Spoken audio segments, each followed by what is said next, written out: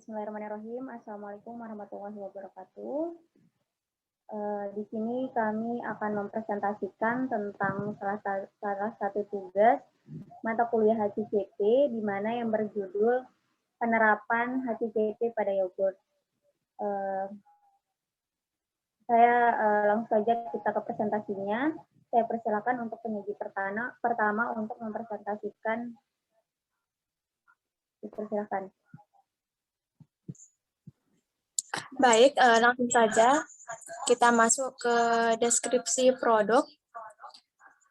Pertama, nama produknya yang kita ambil adalah yogurt, di mana komposisi dari yogurt itu terdiri dari susu segar, gula, pewarna, stabilizer, flavoring agent atau perasa, kemudian mikroba khusus yaitu bakteri Lactobacillus bulgaricus dan Streptococcus thermophilus. Kemudian untuk cara pengemasan dari yogurt ini dikemas dengan menggunakan botol plastik berjenis PP. Kemudian untuk penyimpanan yogurt ini disimpan pada suhu sekitar 4 sampai dengan 8 derajat Celcius. Untuk penggunaan yogurt sendiri, yogurt ini dikonsumsi secara langsung. Untuk konsumen dari yogurt ini dibuat untuk seluruh lapisan masyarakat. Selanjutnya kita akan masuk ke diagram alir proses pembuatan yogurt. Pertama, dilakukan persiapan bahan baku. Bahan baku dari yogurt ini, itu sendiri itu susu segar. Kemudian setelah dipastikan susu segar ini terhindar dari kontaminasi, kemudian susu akan disimpan dalam tangki di mana dengan suhu minimal 40 derajat Celcius atau maksimal 80 Celcius. Selanjutnya susu ini akan dilakukan pemanasan, di mana pemanasannya ini pada suhu 55 derajat Celcius.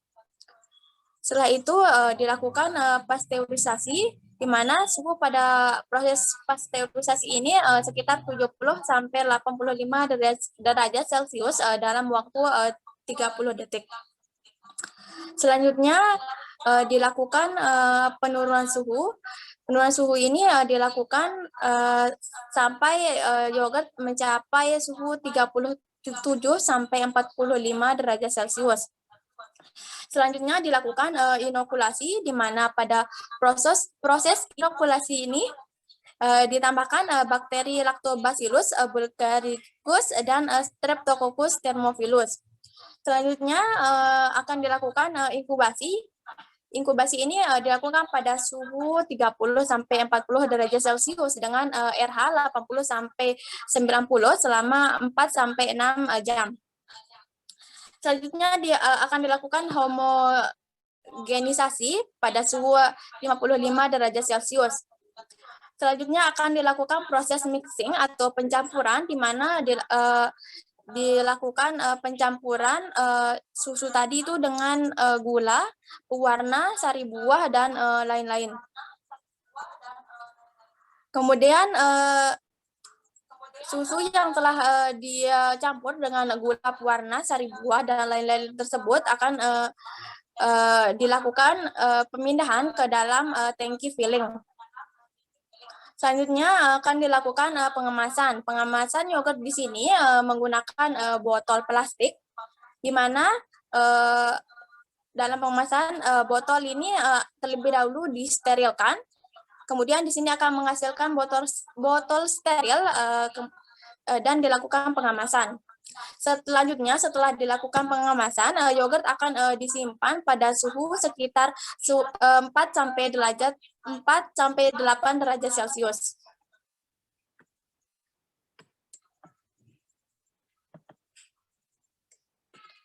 Selanjutnya, kita akan masuk ke prinsip yang pertama, yaitu identifikasi bahaya. Di mana yang pertama identifikasi bahaya untuk bahan baku dan bahan tambahan.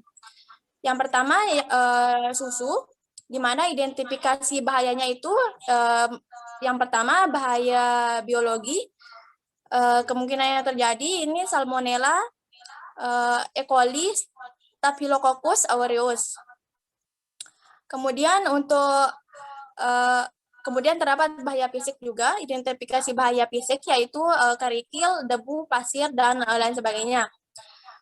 Kemudian untuk identifikasi penyebab bahaya tersebut yaitu untuk bahaya biologi, di mana suhu penyimpanan yang tidak sesuai, sanitasi peralatan yang kurang, kemudian selanjutnya personal higienis yang kurang. Untuk bahaya fisik sendiri, identifikasi penyebab bahayanya itu bisa jadi terbawa dari supplier dan lingkungan. Selanjutnya, untuk signifikasi bahayanya, ini untuk yang A, ini peluangnya, ini high, kemudian untuk keparahannya yaitu high juga, sehingga untuk signifikannya itu akan bersifat signifikan. Kemudian tindakan pencegahannya yaitu akan dilakukan pengaturan suhu, sanitasi peralatan, dan sanitasi peralatan, pekerja, dan tempat pengolahan. Kemudian untuk bahaya fisik, untuk peluangnya sendiri itu medium, kemudian untuk tingkat keparahannya itu low, kemudian untuk signifikannya itu tingkatnya tidak signifikan. Kemudian tindakan pencegahannya yaitu sanitasi lingkungan dan supplier. Kemudian yang kedua, untuk bahan tambahan yaitu gula, pewarna, stabilizer, perforing agent atau perasa. Untuk identifikasi bahayanya yaitu ada bahaya biologi dan fisik. Untuk bahaya biologi terdapat mikroba perusak. Kemudian untuk bahaya fisiknya kerikil, debu, pasir, serangga, dan lain sebagainya. Untuk identifikasi penyebab bahayanya, untuk bahaya biologinya, penyimpanan yang kurang baik seperti sanitasi peralatan yang kurang, kemudian dibiarkan terbuka dan wadahnya tidak kering.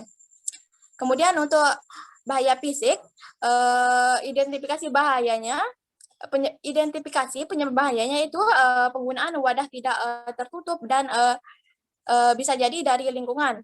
Kemudian untuk peluang dari bahaya biologi ini, yang pertama ini low, kemudian untuk tingkat keparahannya juga ini low, kemudian untuk signifikannya ini tergolong tidak signifikan. Kemudian tindakan pencegahannya yaitu sanitasi peralatan, penggunaan wadah tertutup, dan disimpan di tempat yang kering. Kemudian untuk identifikasi bahaya fisik, kemudian untuk bahaya fisik, identifikasi penyebab bahayanya itu dapat bersumber dari penggunaan wadah tidak tertutup dan dari lingkungan. Untuk signifikasi bahayanya yaitu untuk peluangnya itu low, kemudian untuk keparahannya itu juga low, dan tingkat signifikannya tidak signifikan. Kemudian untuk tindakan pencegahannya yaitu penggunaan wadah tertutup, kemudian pengayakan dan sanitasi lingkungan.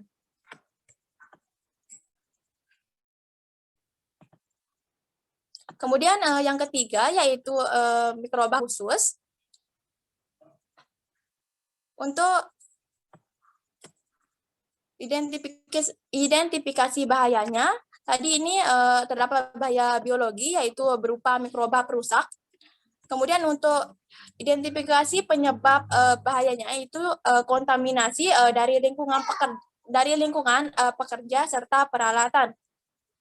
Kemudian untuk signifikasi bahayanya untuk peluang ini high, kemudian untuk keparahannya yaitu high juga, dan untuk signifikasi bahayanya yaitu signifikan. Kemudian tindakan pencegahannya yaitu berupa sanitasi lingkungan, pekerja, dan peralatan. Kemudian kita masuk ke kajian resiko bahaya mikrobiologi. Pada tabel ini terdapat bahaya dari bahaya A, bahaya B, C, bahaya D, E dan F. Kemudian ini susu. Untuk bahayanya ini 0, artinya tidak mengandung bahaya A sampai dengan F. Kemudian untuk bahaya B dari susu ini mengandung dua bahaya B sampai dengan F. Kemudian untuk bahaya C diperkirakan juga mengandung dua bahaya. Ini juga yang bahaya D juga diperkirakan mengandung 3 bahaya. Ini tandanya +3. Sama juga dengan bahaya E. Diperkirakan mengandung 3 bahaya, sehingga tandanya +3. Kemudian untuk bahaya F, ini diperkirakan tidak mengandung bahaya, sehingga kategori resiko dari susu ini termasuk ke kategori keempat. Kemudian bahan tambahan, untuk bahaya A-nya ini 0, untuk bahaya B-nya +1, untuk bahaya C-nya 0, bahaya D-nya juga 0, artinya tidak mengandung bahaya. Kemudian bahaya E ini +1, artinya artinya mengandung 1 bahaya saja. Kemudian untuk bahaya F ini tidak mengandung bahaya, diperkirakan tidak mengandung bahaya, sehingga kategori resiko untuk bahan tambahannya yaitu termasuk kategori resiko yang kedua. Kemudian yang terakhir untuk mikroba khusus, ini untuk bahaya A-nya 0, artinya tidak mengandung bahaya. Kemudian bahaya B ini mengandung 1 bahaya, sehingga tandanya +1. Untuk bahaya C 0, untuk bahaya D ini +2, artinya ini mengandung 2 bahaya.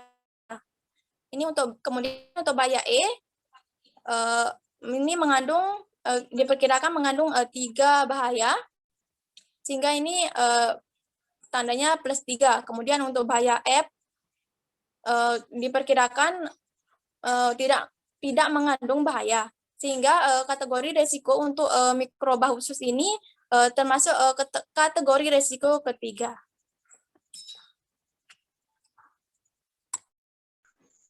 Baik, saya ucapkan terima kasih kepada penyaji pertama. Baiklah, langsung kita ke penyaji kedua, yakni Bu Mutiara Astagina. Kepadanya saya persilakan. Baik, terima kasih. Saya akan melanjutkan presentasi dari teman saya, pembicara pertama tadi. Saya akan melanjutkan tentang masih kepada prinsip 1, yaitu identifikasi bahaya. Di sini di bagian B ya, proses pembuatan yogurt. Nah, pada tahap yang pertama itu adalah pasteurisasi susu. Kemudian identifikasi bahaya yang terdapat pada proses ini adalah yang pertama itu Salmonella, E. coli, sama Saccharomyces. Kemudian untuk penyebab bahaya ini ada di dalam proses pasteurisasi susu, itu karena suhu dan waktu pasteurisasi tidak tercapai, kemudian sanitasi alat dan pekerja kurang. Kemudian di sini ada bahaya untuk fisiknya itu terdapat benda asing, itu misalnya terdapat debu. Itu terjadi karena sanitasi ruang produksi kurang, kemudian wadah yang tidak tertutup. Nah, kemudian dalam peluang dan keparahan atau signifikannya itu dalam pasteurisasi susu yang kimia, bahaya kimianya itu, maksud saya biologi, itu yang pertama adalah HAID, yang kedua adalah HAID, itu bisa disimpulkan bahwa di sini bersifat signifikan, yaitu ini bisa dicegah dengan cara melakukan pengecekan suhu secara berkala, kemudian sanitasi alat dan pekerja atau SOP. Kemudian yang kedua adalah untuk benda asing dan debu, ini terdapat medium dan low, berarti ini tergolong pada tidak signifikan. Ini bisa dicegah dengan cara sanitasi ruang produksi dan SOP produksi. Kemudian yang kedua itu adalah proses pendinginan. Nah, di sini pada proses pendinginan ada identifikasi mikroba perusak atau bahaya, yaitu adalah mikroba perusak tersebut itu bisa karena kondisi ruang. Kemudian untuk peluang keparahannya itu adalah medium serta medium juga, jadi bisa tergolong pada signifikan. Ini bisa dicegah dengan cara sanitasi ruang pendinginan.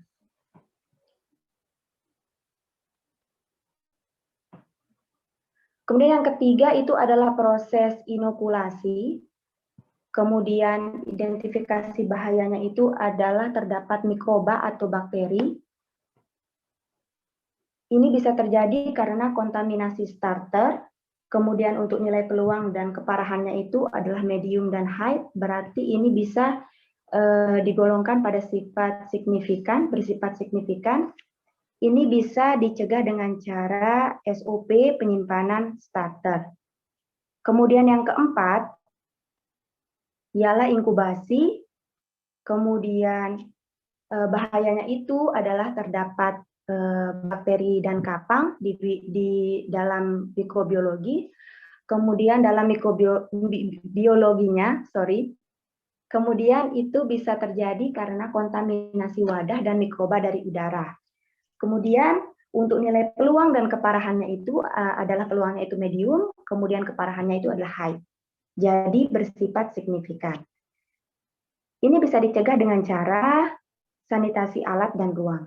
Kemudian ada kontaminasi fisik, terdapat debu juga atau benda asing, itu diakibatkan karena kontaminasi lingkungan.